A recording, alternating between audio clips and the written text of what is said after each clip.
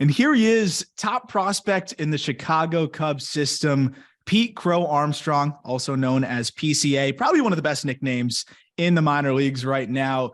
Pete, thanks so much for taking the time, man. Really excited to talk to you. Thank you, man. I'm happy to be here. Very happy to be here.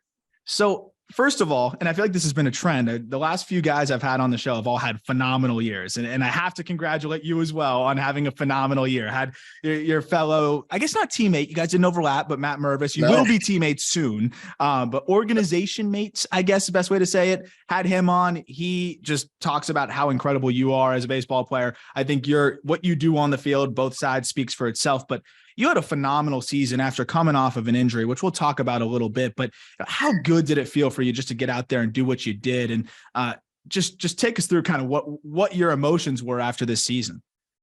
Yeah. That's a lot to unpack there, but to briefly sum that up, like, I think it felt like a bit of a breath of fresh air. I think that going into the year, I removed all expectations for what I wanted it to be, right? Like everything that I was working back to getting to, through rehab and everything, like I kind of just went clean slate, and I felt like that was the best way to approach it. And I think that left a lot of room for me to just enjoy my time back on a field. It was a while since I'd last played, and even longer since I'd been on like a real team. So yeah, getting started in Myrtle and then being as successful as we were, like, just a great intro back into playing for me. So it was a breath of fresh air. I felt great, and getting to sit down at the end of the year. I'm still taking the time to kind of evaluate all the ups and downs, the whole year itself. But yeah, blessed for sure. So, your first round pick, you're excited to get going. You have your first 6 games of your professional career where, you absolutely mashed. And I'm sure it was just as good of a start as you could have wanted back in 2021. And then you go down with the injury. And of course, that was something that, it's early in your career, so there's never a good time to get hurt. But, it's one of those situations where it's like, okay, you can work back from it. This is just a delay of your process. But at the same time, it's like, man, you came out swinging, you were doing so well, and now you have to wait. How did you kind of manage that in terms of just, you were probably so excited to prove to Mets fans at the time that you were the guy, and, as the first round pick, and going down with that injury, how did you kind of keep yourself up and keep your head up and work back from that? Yeah. I had a good house I was living in, like, as specific as that sounds. Like I had a really good group of, at the time it was like 5 or 6 of us living together. Like 4 of whom were my low A teammates, and then another guy that was also rehabbing. So to start, I went home for surgery and I got to spend time with my family, which was, I think, a good catalyst to as positive of a recovery as I could have had, right? Like, absolutely. I think when I first got the news, it was really tough. My first real major injury. I was really excited to get going with the Mets. I hadn't played in a while even then, and there's a whole bunch of stuff that I had to process. But like, I'm not the first person to go through this, right? So using my resources, I guess, being my friends and my family, and so I just talked to people as much as I really could or wanted to, and the guys that I was with at the time, in Florida, they helped get me through that as well. So, yeah, it sucked, but I think a lot of people say the same thing. But again, like anything else, you grind it out, and I got through it. So, ended up getting traded, and stuff all happens for the right reasons, man. I believe that more than anything. And I think I just let it all play out. Just went through my work like I was supposed to. And that's the thing, we're going to get to much more positive stuff now too. I wanted to just kind of set the stage of leading into what was this phenomenal season that, is really seeing you for what it's worth, shoot up the prospect rankings, but also just shoot up, where you want to be, starting in low A, getting to high A, having success in high A, being set up to potentially be in double A next year, and really make up for lost time, right? Because it's, you look at what you were able to do to climb those 2 levels or get up to high A, have 63 games under your belt there, prove that you can hit at that level, and then, be ready to go for potentially the upper levels next year. that the one last, like, I guess, hurdle I want to get to before we get to the smooth sailing is that trade, which I know you get asked about a lot. And I saw you did an interview, which was really fascinating, where you talked about Javi Baez and how, ironically, the way he plays the game was something that, you kind of like to model yourself after, with his passion and everything like that. There always is something about those 1-for-1. I know it wasn't 1-for-1 because technically Trevor Williams went over there too, but the one prospect for a big leaguer swap where there's just more of that focus on the prospect that was swapped. We saw it with Jared Kelenic all the time too, from the Mets. Right. And it's a Mets thing too. Mets fans are Mets fans, for better and for worse. They're very passionate. Did you feel any added pressure as you go from one crazed fan base for a good reason to the Cubs, who are as passionate, knowledgeable, and basically everything that the Mets fans are, and then some? Did you feel any more pressure being traded as you're in your recovery process as well? What was that like? Because that's pretty rare for, a top prospect to get traded as they're recovering. Yeah, well, that last thing, the getting traded during that time, like, specifically, I think was the biggest thing that I had to, that I guess it was the one thing that was on my mind the most. Like, I was literally, we had the weekend off, and I was going on a boat with my buddy. He was in town. His family's got a place down by St. Lucie. And so we were just going to spend a couple days on the boat and fish and stuff. And obviously plans changed, but it was just like, whoa, I wasn't thinking about, even playing. I wasn't thinking about any of that stuff. If anything, we thought it was going to be my teammate, or a couple of my teammates, Mark Vientos, or like the people that were actually being talked about, right? And I feel like I wasn't in all that many talks. So it was shocking. But like I said earlier, like, things play themselves out. And so I think that's what happened in that situation. But yeah, man, I think that it was nice going to the Cubs organization at the time, all circumstances aside, being a rehab guy. There was a lot of us there. And it was a nice way to feel like I was quickly a part of the organization. So I think any pressure from, like, the outside sources, like the fans or the media or whatever, completely disappeared. And they were pretty non-existent until, I went to Wrigley a couple of times during the season. And like Murph could tell you this too, I think that the fans at Wrigley are some of the most unbelievable people on the planet, because yes. It's the last homestand of the year against the Reds. Neither team's competing, nothing crazy, right?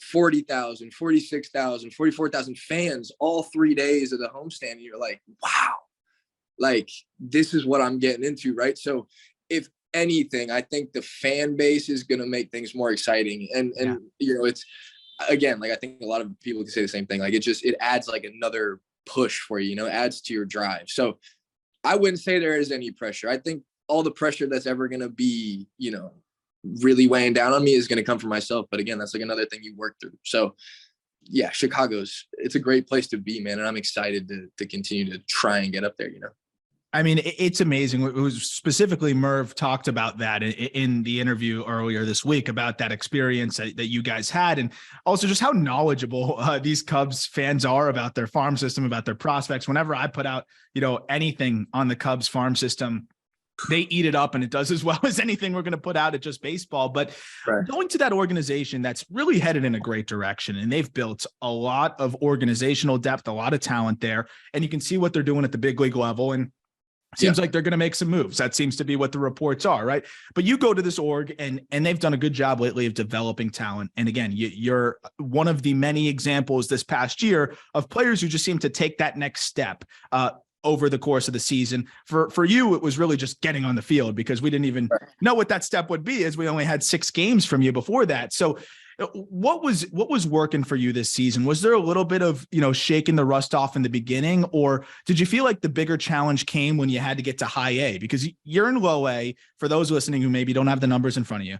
38 games, you hit 354, 443, 557. That's an even 1,000 OPS, which just looks so nice, by the way. Right, and you go up to high A, and you put up great numbers there as a younger guy at that level. An 831 OPS at 287, 333, 498, hitting for power, stealing bases, and of course the elite defense in center. Was it harder shaking the rust off in low A, or was it harder making that jump to high A, which you did pretty quickly, given that this was still your first real professional taste and, full season ball? I think it took me a little long to get adjusted to high A by my standards. But I brought that upon myself. I think I just let the change of scenery kind of dictate how I was hitting. And I think in Myrtle, one thing that I was doing really well was walking. Yeah. I swing a lot, and I don't think that necessarily needs to change, but I needed to walk more in high A. I needed to work my bats, and that's a great time for me right now to work on that. Just kind of drilling it into me mentally, like, hey, this is what you need to look for. This is what you do really well. All that stuff. But then once I think that became a little more relevant in my head, I think once I started working my walks, I think that's when I started, doing more damage, maximizing all the swings that I take, and I think I did a good job of that in Myrtle. And again, a little slow start to that in South Bend. So something I always like to ask guys that, have that speed and power combination, because I think a lot of people don't realize how much you can impact the baseball, or at least some that don't watch you as consistently. They see, oh, speedy center fielder, that can spray the ball. But I don't know if you look at the exit velos that you put up some big time exit velos, and you've got some power as well. That, and especially to your pull side, you hit some bombs this year, but also it's a very special ability to be able to slap one on the ground and potentially beat it out when you're in a tough spot. You talk about feeling like you swing a little bit, frequently, but also you put the bat on the ball a lot. How do you find that balance between just, I can put the ball in play and there's a good chance I can beat it out, but also being patient and, knowing that you can do damage? Is that something that you felt like you started to get a little bit of an idea of as this high A season went on? And, what is kind of your thoughts on that whole balance? Absolutely. Like as a hitter, there's days where, you're feeling great. Right. And you talk about those, just being able to like slap one, like, I think the days that I'm feeling great, where it feels like I can, I talk about bullets. Dustin Kelly introduced this thought to me. And whenever he was in town, he would ask me, how many bullets do you have today? And if my answer was 5, that means, all right, I can let it loose, 5 times. If I'm really seeing it well, if I'm feeling good, some days it'd be more, some days it'd be less. But what I had to realize was you should always be swinging to do damage, to hit the ball as flush as you possibly can. I just think that naturally as a hitter, like some days you can get away with letting it loose a little more, and you get away with those hits where you're maybe reaching out and slapping something. But being able to run, like I feel comfortable doing that sometimes. And on those days where I am feeling good, like I let my feet work too. So I feel like I can produce a lot more if I'm putting the ball in play and making stuff happen with my legs. But yeah, I learned that I'm somebody that always needs to be looking for that pitch that I can go hit a double on or a home run on, because if I can put a ball in the gap, I'm running, I'm on second or third base. If I'm on second, I'm stealing third. Like that's how I, ended up kind of viewing my offensive game is like shoot for doubles, like shoot to extra base hit. And what were some of I guess, the biggest learning points that you had this year? You talk about the walking more and more patience, but maybe it was more mechanical with the swing. Maybe it was specifically just what you talked about already, and you don't have to rehash it. But was there anything that, again, now that you were just finally able to get ABs, you get 471 plate appearances, you had 32 before that period. What was something that you learned about yourself, maybe, or something that you learned you were capable of, or that just made the game a little bit easier for you because this game is so damn hard? I mean, shoot. It's really easy to get down on yourself. I keep saying, like, a lot of people could say the same thing, but just as baseball players, we're a different kind of, perfectionist, because we got such great room for error, but when you minimize that room for error, that's when, you separate yourself and stuff like that. But I think for me, it was being too quick to doubt something that I was doing. And in turn, it's like, I guess a better way to put this is like I would watch certain teammates come back into the dugout after getting out, and they could have looked silly. They could have squared a ball up, and just hit it right to somebody.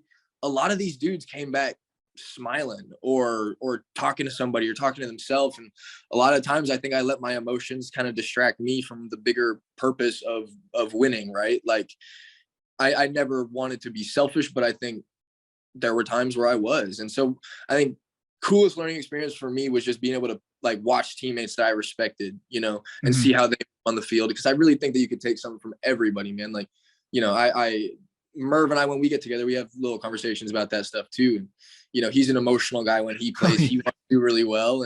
And, you know, I think that, yeah, like I said, like watching the right guys and how they move, I think, gave me a lot of added knowledge this year for sure. Yeah. I've seen Merv go into the tunnel a couple times. Yeah, it happens, man. Yeah. It happens. But like people that care, people that are emotional, like I think it's okay sometimes. Some people play better angry, you know? 100%. And that's the thing, is you kind of learn yourself through that. Right. And going into the defensive side of things, that's where there's not as much adversity, because you know, you could be a great outfielder and, you know, maybe make one or two mistakes a year. And that's the beautiful thing about it, is hitting is so frustrating, as you mentioned, because even the best of the best are failing more than they're succeeding. But you are so good in the outfield. And that's something that, you know, I think has always been one of the first things people say. Pete Crow-Armstrong, oh, incredible defender out there. But, you know, again, you showed what you can do with the bat as well. How much pride do you take in the defense, you know, and what does it mean to you to have that label? Of course, you want to be that 5-tool player, which I think, you know, you very much have shown you're capable of being. But how much pride do you take in that defense? Because I think it's very evident when you watch the video out there. And we're going to go live on StreamYard and go over some of those catches. But I don't know if I've seen much like it in the minor leagues. I'm not just saying that to like butter you up, but it's pretty wild. I appreciate it. No, man, I call myself a baseball player, but I call myself a defender. Like that is, you know, something that I feel like just, it's a part of me. It's who I am, man. Like I picked to play the outfield. I got told to play the outfield when I was 9. You know, I really didn't like understand what it meant, what importance it held on the field until I got a little older and I really started to take pride in the work, you know? And that's the thing, is like, there's been hours of work put in on crafting myself into the best, you know, defender that I could possibly be. And that's the thing, is that there's still plenty, you know, of work to be done and room to grow, but defense is just about my favorite thing to do in the world. So, it's nice, because I've been saying for a while that the power is going to come, and I'm glad I get to show that now, but I'm also glad that I get to showcase a bigger set or a bigger sample size of defense now that I've played a whole year. And it's always been something that, you know, if the bat's not there, like the glove will never leave me. Right. So I always have that to keep my game up, to keep my spirits up, to keep my focus in the game, in the bigger picture, like I was talking about earlier, of winning. It's like, it's a comfortable feeling knowing you can contribute on both sides, I guess. That's an awesome thing, because I always think about that from like a DH's perspective, or even a first baseman, where it's harder if you're not hitting. You know, you got to. It's harder to flush it, maybe. So when you get out to center field, are you able to flush it pretty well and say, like, hit me a ball out here, I can make a difference? Yeah, I mean, absolutely. Because once I get out into the, you know, onto the defensive side of things, like my focus switch, my mindset switches a little bit. You know, I will say though, regardless of whether you're playing center field, first base, I'd say maybe it's a little different as a catcher, but there's just a lot of time to stand and think, right? And so I think it's easy to get like looped into a little funk, but like I think as you get older and mature, like you start to figure that out, and so you go back out into the outfield with a clean slate, defensive mindset, looking to make the next play, I guess. How different were the reads when you go from high school and you know, I'm sure you're playing the showcase circuit, you're seeing some really good hitters, and that's off metal, but you know, you go into low A, high A professionally, like how different were the reads for you, and what was that process like? Because the one thing that stood out to me when I was watching, you know, some of the video from your season, and by the way, totally spaced on it, congratulations on the minor league gold glove. I'm sure you will get many more of those and big league Gold Gloves down the line as well. But I appreciate it. how different were the reads for you? Because your jumps really stood out to me. I felt like, for the jumps, that was what really was the most impressive thing potentially is how easily you were able to kind of get those reads and go. How did you get there? Was it a lot of the live batting practice or what got you to that point? You know what? I got to tell you, in high school, the outfield, I mean, my high school outfield, the one that I spent like the majority of my baseball time in was small. So my high school coach, being who he was, ex outfielder, loved that stuff. Like he got fired up, for defense. And God, I was probably 12, 13 when we first really started like getting after it outfield wise. And I'm telling you, man, like, from 12, 13 on, I was playing so shallow. Like, he wanted you to get really good at going over your head, because that's the hardest thing to do as an outfielder, in my opinion. And so I think what actually, made things easier was like the depth that I was actually playing in. Because I obviously scooted back. Dudes are stronger. Guys hit the ball way further, obviously. And so just adjusting that depth, and I found a really comfortable spot in the outfield that I kind of liked. To where I could really see the whole field and everything. And, I also had to kind of realize too, like, it doesn't change all that much, like the way you see the ball off the bat, it's really no different in my opinion. So I don't think all that much actually changed. I just think that like the work that I did growing up and, obviously that I've continued to do, but like playing shallow and getting good going backwards, I think really set me apart. I have two catches specifically where you do exactly that. And it's really impressive. So excited to go over that with you. But the other thing too, that I really think about with what you're able to do in center is you have finally this world of where we can see the value that brings. And not in the minor leagues as much. I'm sure maybe the Cubs have things on the back end that they probably tell you about, but right. When you get up to the big leagues, how much, like, who do you look at there that really is someone that stands out to you as someone that you like to emulate yourself after in the outfield? Is you can look at the advanced data and things like that, but also you could just watch the video of guys that you just know are doing the right things. Even a recent guy like Michael Harris is incredible to watch out there. But I mean, guys that maybe you've been watching for longer through the years, who's somebody that you like to model your game after in the outfield? Shoot, Michael Harris is the truth. That guy he's really good out there. And he could throw that thing too. But shoot, I'd say him. But growing up, it was like McCutchen, obviously Griffey. Like, I'll say that all the time. Some of the catches he made are absolutely spectacular and really difficult. People don't understand. Harrison Bader. Yeah. But like recently too, like you see like Alec Thomas out there. He's so spatially aware out there. He's so good finding the wall, playing with the wall, working with the wall. Not, I don't know, man. There's so many talented defenders, and that's the sad thing is like it doesn't get all that much credit, like.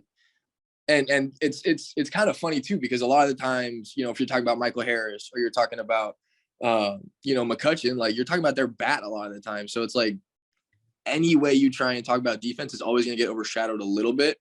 So that's why I spent my time on YouTube looking up outfield play and stuff like that, like just going, kind of trying to go over the top. But I think, like I said, you learning stuff from my teammates, how they carry themselves, how they move, same thing. Like watching Mike Harris play outfield this year, watching Bader play outfield when he was, on the Cardinals was when I first started watching him, and McCutchen on the Pirates, just stuff like that. Like, doesn't matter what position you're in baseball wise, where you're at in your career, like you watch the best do it, like it makes a difference for you. So you have this successful season and now you're working through this off season. What's been the focus for you to try to build off of what you just did in that first full season that you did so many things so well? Now you're potentially going to make a huge jump, which is high A to double A is always a big time challenge. What's been your focus through this offseason leading into next season to get yourself right or get your game to another level that you want to get it to? I think This offseason is a little different for me just because it's the most time I've had to myself. Mm-hmm. But when I sat down with some of the people in the Cubs organization and talked about like our goals, a lot of the talk was, hey, let's just be ready to contribute, and this is like a general way to sum it up, but let's just be ready to contribute as soon as possible. Like everything you do now is to prepare for a possible call up, whenever that comes. So they're like, you know what, we're going to minimize the swings a little bit. You swung a lot your first year, like you said, 400 and however many plate appearances. So I think like with that, like minimizing the swings, really focusing on recovery, I'm getting my body right. Like that's probably the biggest thing is getting stronger and faster. But, I think when I go back into swings, it'll just be about feel. I really think that I was in a good spot last year, but I hit from a lot of different spots. My hands were in a lot of different places. My feet were different from time to time. And, I think if I can search for consistency, then that will help me with that jump from high to double A. Cause I'm going to have to be more stingy of a hitter. I'm going to have to, try and work those walks a little bit more. I know that as I get up. So, mastering the movement, man, mastering my craft as a hitter. I want to feel it. So that's what I'm searching for, I guess, is consistency this offseason. I mean, that's the name of the game, right? And that's something that so many hitters have talked about that I've had on here, just finding those moves that work for them and then just repeating it. And tinkering can be good and bad, right? And now is the time to kind of do that. So would you say now through this offseason, you're kind of just trying to find that right feel and roll with it to go into next year? And did you feel like there were any points in time last year where you may have found that feel? And are you trying to go back to one of those or something new that you've been playing with a little bit? Absolutely. Like one thing that I think about sometimes is I'll watch video. The only video that I have on my phone that I've saved on my phone is like the best swings that I feel like I've taken. I don't see any value in watching stuff you're doing bad. You should always be searching for like the best possible, image for yourself, right? It's about manifesting and all that stuff for me at least. But I watch all the home runs I've hit and I can sort of remember what that felt like, right? So searching for every little thing that I felt was great that I did. And yeah, just trying to find that this offseason, but also like taking all of those feelings and just shaping it into what, I think is going to work best for me at the time.